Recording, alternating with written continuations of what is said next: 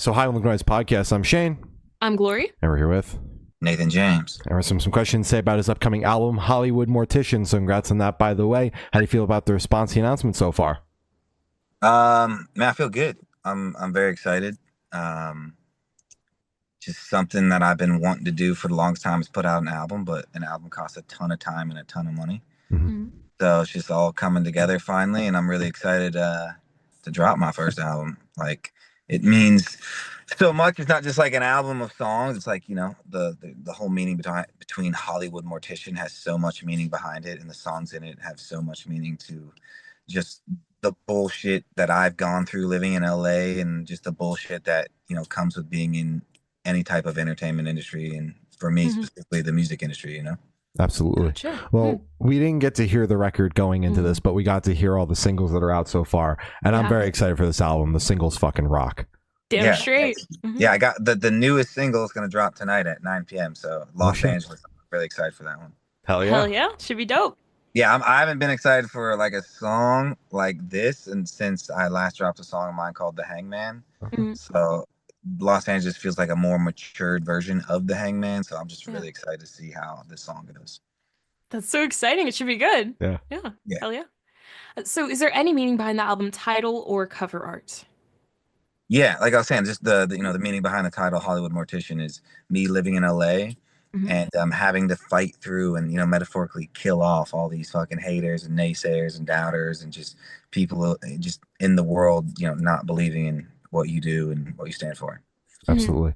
And, yeah, in terms of like the cover art, I was in a cemetery here in LA with like a, you know, mortician kind of doctor outfit on, the scalpel and the gloves with blood on them. So Yeah. Oh yeah, playing right Makes into sense. the mortician role. Yeah, and then the actual title on the cover art is my handwriting. So Oh shit. Oh, I love that type of shit. Yeah. Yeah. Nice little touch. So can you tell us a little bit about the writing process for the album?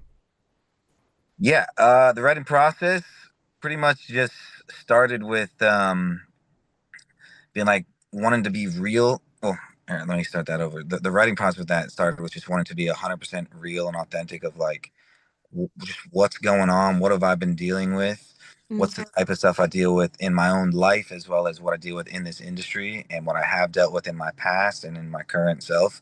And that's where it all just started from. Every single song comes from real life topics and experiences that have happened to me, you know? Yeah, I got you. So I'm curious, like you mentioned, you know, you've been working towards this goal of a record for a long time, but I'm curious how long you've actually been working on the album in terms of when you started writing it and then when you had the masters in hand, rough time frame. Yeah, I started writing it in May of last year. Okay. And then when did it all wrap up? January. January? Damn. Okay, that's not a bad turnaround. And it would have been faster, but you know, there's things with just people's schedules and time. Then you got to have things mixed and mastered, and you know what I mean. Like it came together pretty fast, honestly. Yeah, you know. Yeah, that's great. All things considered, yeah. On like the work hours, you know. Yeah, that's fair. And just covering your writing process, are you the type of person to kind of continuously write, or do you just kind of sit down and write for an album, for an EP when it is time for that? So basically asking, are you writing for the next thing now? Yes, I am writing for the next thing now. I start next Tuesday to work on the next, like, I guess, album or project, I guess. We'll see what it ends up being. But yeah, I don't really just sit and ever like write, but I always write ideas, and I'm always thinking of ideas, and I'll jot these notes or phrases or thoughts in my phone I title it lyric ideas in my notes. Yeah. Over time, I just collect all these different ideas, you know, and then when I go to actually write, I put it all together, you know. Makes sense. Good. Makes sense. Yeah. So what song off the album took the longest to write, and which one is your personal favorite? Man, the one that took me the longest to write was I think it's the one that drops tonight, Los Angeles. Honestly, that took a while, not because it was hard to write or whatever. It just took a while because we couldn't figure out like the arrangement, how we wanted to do it. You know, there was just too many, I guess, good options, and we just didn't know like what we wanted to do exactly, you know. And then what was the other thing? Your personal favorite? Either this one called Crown of Thorns that's going to be on there, so that'll be the first song on the album, or Los Angeles. Like, I love Los Angeles. Yeah. Gotcha. And in that area where you were covering Los Angeles, you said that it was just there were too many options. You didn't really know which direction to go with it. How did you whittle it down to what you settled on? Did you just try out all the options, or was it just kind of like, fuck, I mean, we're running out of time. Let's just go with this one? Yeah, it wasn't a running out of time thing. It was more of just this one seems like the one, you know. Yeah, you just knew when you knew. Yeah, and the creative process of doing like an album takes so much time. So like, Mm-hmm. you know, when someone's like, "Oh man, you know, I have 6 months to write this album," that's so much time. You know, Yeah. depending on like what your resources are and who you're working with, sure, that could be a lot of time. Mm-hmm. But when you're working with other people who have other things going on, and your own life has stuff going on, like 6 months cannot be. Sometimes 6 months or a year even could be not enough time. Absolutely. Yeah. So Gotcha. Varies a lot, you know, depending on how locked in you have people on board with everything, you know. yeah. So did you feel like you needed more time, or did you feel like you had adequate time to finish the record? I feel like we had plenty enough time. Yeah, That's good. I just wish I honestly just wish I had uh, more money and more time to just do more songs. You know. Fair enough. And just Yeah, keep like working that. on it. Yeah, that's why, you know, again, I'm back in the studio on Tuesday starting a new song. So. Yeah. Makes Exciting. sense. So how'd the track list for your album come about? Did you write the opener for the opener, close the big closer, shuffle around and see what fits? What was that process like? I just played with the order of like what feels good where, you know. And the opening song of the album is going to be Crown of Thorns, and you'll see when the song starts why that's the opener. It just seems like a perfect like introductory song to the album. And also it's going to be a great song to like come out to as the first song when I do live performances. You know, it just it plays off really cool. You'll see it's kind of creative. It's dope. All right. I think I'm picturing the energy. I haven't heard the song, but I'm picturing the energy. Yeah, it's a lot of energy. You'll see. All right. Dope. All right. And would you be able to tell us where your headspace is at while you're creating the record? It's definitely just a lot of thinking about what the fuck has gone on and is going on in my life. That's where a lot of the ideas and just the process comes from.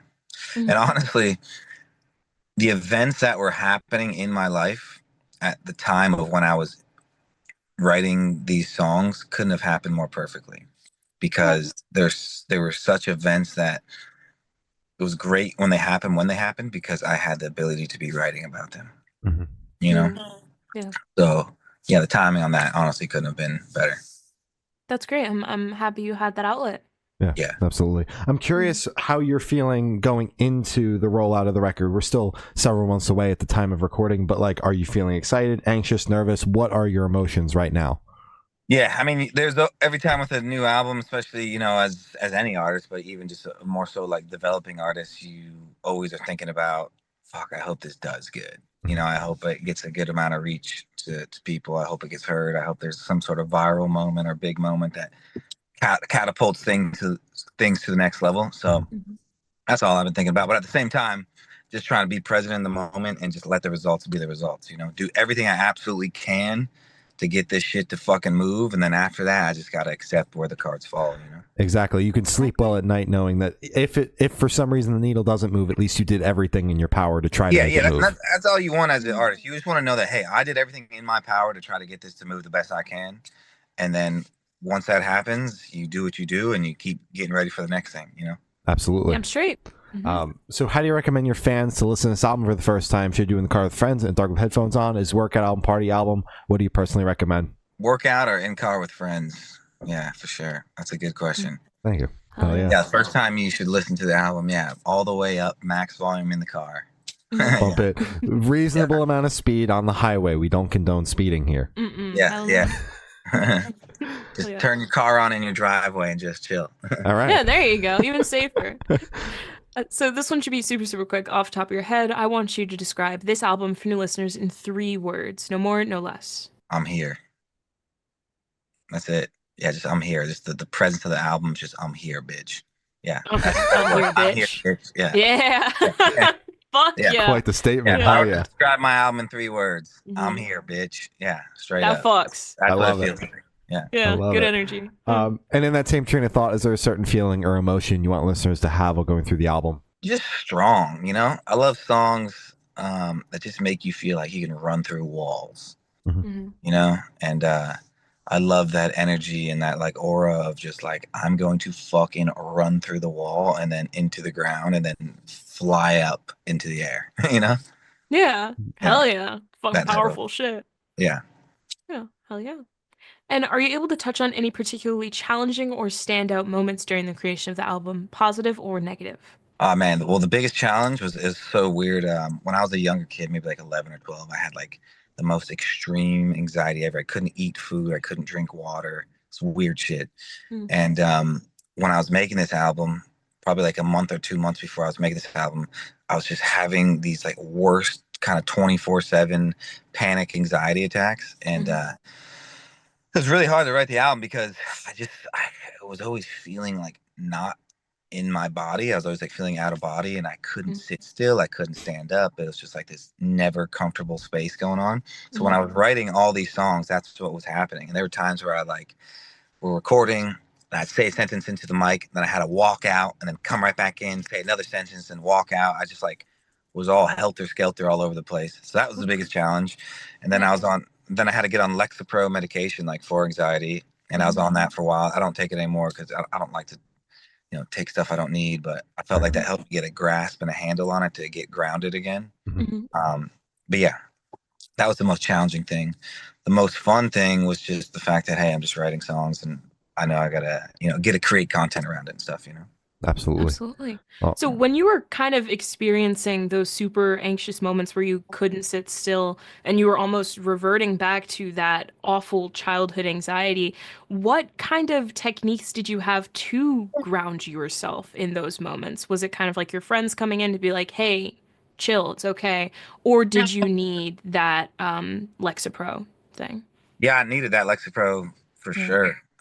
That helps so much. Like, Hmm. and again, I'm not someone who like does medications. I mean, I've never Yeah. even smoked in my life. I've never drank alcohol in my life. So to like take a more like medication to alter me was like a big no-no. Hmm. But like I physically needed that to like Yeah. function at the time. Like I was like I was going insane. So yeah, that was like a big decision. It wasn't like a lightly taken decision of, hey, I need to do Of this. It was course. like, oh my God, like I need this. Hmm. yeah, Gotcha. absolutely. Completely fair. So for this question, I want you to picture you're on tour, you're at a gas station for a rest stop. What is your snack of choice? Man, what am I always getting on at gas stations? Fuck, I usually know I get the thing. Oh, I know I get the grape electrolyte drink. Okay. About. Mm-hmm. Yeah, I always get that most of the time. Um, and then food wise, I usually get like a protein bar. I get one of them barbells protein bars. Oh, hell yeah. Yeah, that's kind of the go-to. Mm-hmm. Solid. Solid. Keeping it as Solid. healthy as you Yeah, can on tour. at a Love's gas station. You're always Yeah. stopping. Oh, specifically loves? Hell yeah. Okay. Stop at a lot of those on tour, Yeah. Mhm. and they all Eh, look the same. So you're ex just going from venue to gas station. It's mhm. fucking super fun. It's an It's endless cycle. consistency. Yeah, Yeah. Living the rock star dream, you know? yeah. Mhm. Hell yeah.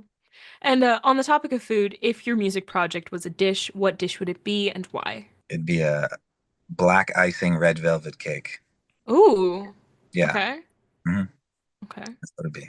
Because it's sweet and it tastes good, but it's also scary. Oh. Okay. All right. I That's fuck with it. good. Hell yeah. Mhm. And for the last couple questions, going to shift completely away from music and go straight to death row.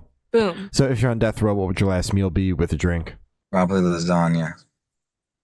I Hmm. love lasagna, and I'd want a iced vanilla coffee probably to drink. All right. Solid.